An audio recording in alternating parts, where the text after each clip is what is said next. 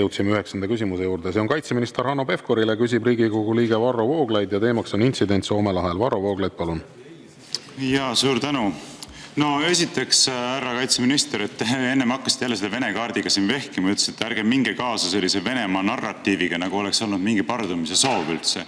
Kuulge, ERR-is avaldati uudis, kus vahendati endist mereväe juhatajat Jüri Saskat, kes ütles, et ilmselgelt oli pardumine plaanis, aga operatsioon jäeti pooleli. Pardale minek siiski plaanis oli, küll aga seda hinnati jooksvalt ümber, seda ei peetud kas tehtavaks või mõistlikuks.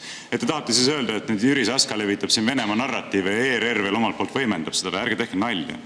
Ja loomulikult kõik asjaolud viitavad sellele, et pardumise soov oli, et milleks see kopter, suur kopter seal kohal pidi siis tiirutama, et ilmselt seal olid ka inimesed peal, kes olid valmis pardumist ellu viima.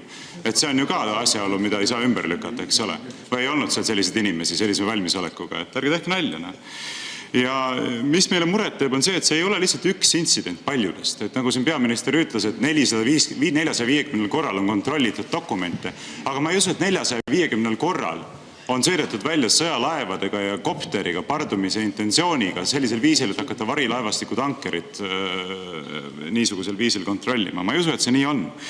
Ja mis on eriliselt problemaatiline, on see, et niisuguseid asju ei tohiks teha ilma poliitilise otsuseta. Peaminister ütles, et kuidas ta ennem ütles, et korralduse andis Kaitseväe peastaabi ülem Kaitseväe juhataja nimel. Aga küsimus ei ole selles, kes korralduse andis, vaid see, kes langetas vastava otsuse niisugune korraldus anda. Ja ma väga sügavalt loodan, et seda tehti poliitilisel tasandil. Ja sellepärast ma küsin uuesti, kas teie ministrina või siseminister või peaminister andis heakskiidu sellise operatsiooni läbiviimiseks, selle konkreetse operatsiooni läbiviimiseks?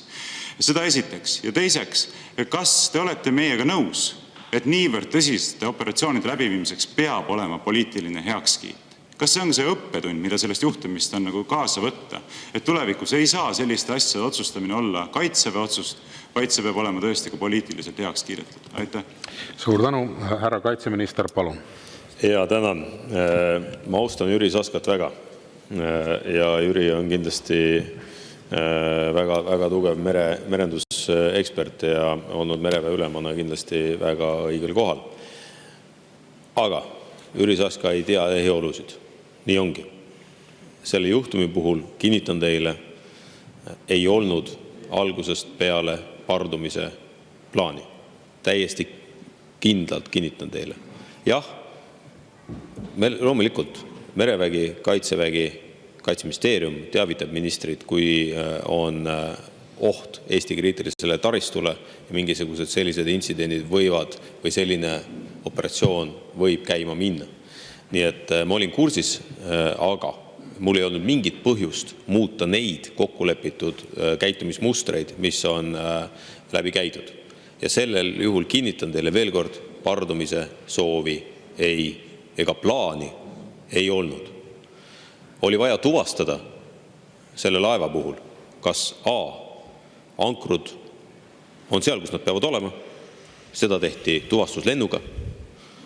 B, kui samamoodi oli selge, et sellel laeval puudub lipuriik ja UNCLOS-i kohaselt on õigus kontrollida, kas lipuriik või kas siis dokumendid on olemas või ei ole, siis seda tehti.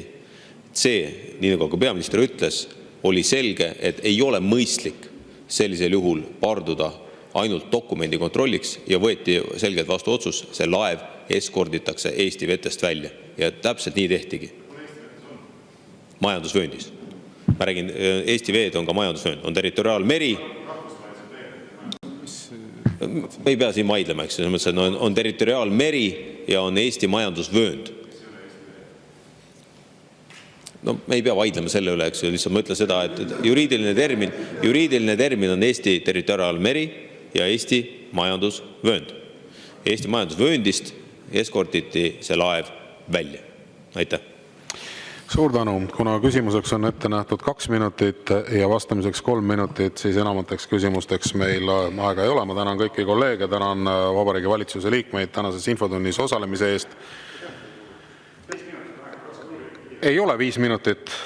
No hästi, Varro Vooglaid, ma annan teile selle protseduurilise küsimuse, palun. Protseduuriline küsimus. Ma tahtsin lihtsalt pettumust valmistada sellega seonduvalt, et mina ei saanud küsida lõpuni oma registreeritud küsimust, aga eelnevalt te lasite kolleeg Priit Sibulal küsida täiesti teemavälise küsimuse 2 minutit ja vastata 3 minutit.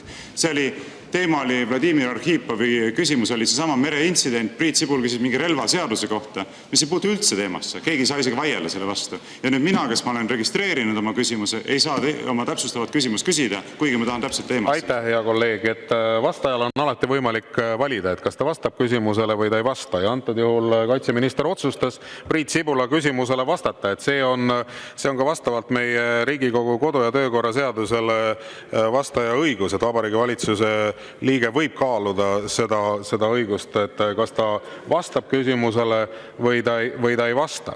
Et antud juhul ka härra kaitseminister otsustas Priit Sibula küsimusele vastata.